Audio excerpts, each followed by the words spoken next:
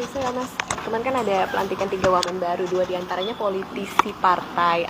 Mas Hasto melihatnya ini ada unsur politis ya Mas? Ya kami melihat sebenarnya waktu-waktu ke depan ini adalah proses transisi pemerintahan yang harus dilakukan, evaluasi secara kritis bagaimana terhadap pemerintahan sebelumnya dan kemudian menjadi landasan bagi pemerintahan baru agar spirit kemajuan, terutama keadilan dan percepatan di dalam mewujudkan kesejahteraan rakyat dapat dilakukan. Pelantikan wamen merupakan bagian dari kewenangan prerogatif Presiden, ya, sehingga tentu saja kami berharap agar ini ditempatkan sebagai bagian dari transisi kekuasaan itu.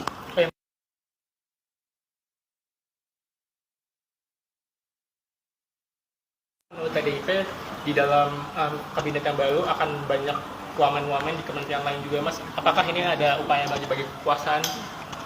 Ya, sebenarnya kalau kita lihat konstruksi dalam tata pemerintahan yang baik, menteri itu seseorang yang menguasai hal ekwal terhadap kementerian yang dipimpinnya.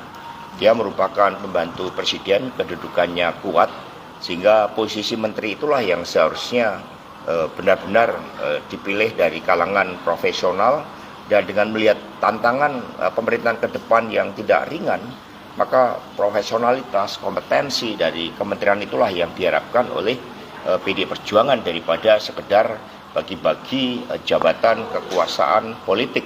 Struktur kementerian yang ada saat ini sebenarnya masih relevan di dalam menjawab berbagai tantangan-tantangan ke depan, terlebih dengan melihat beban anggaran yang sangat berat akibat ketergantungan terhadap utang luar negeri kita. Ya. Mas, itu PDIP diajak diskusi nggak Mas, sebagai bagian dari koalisi?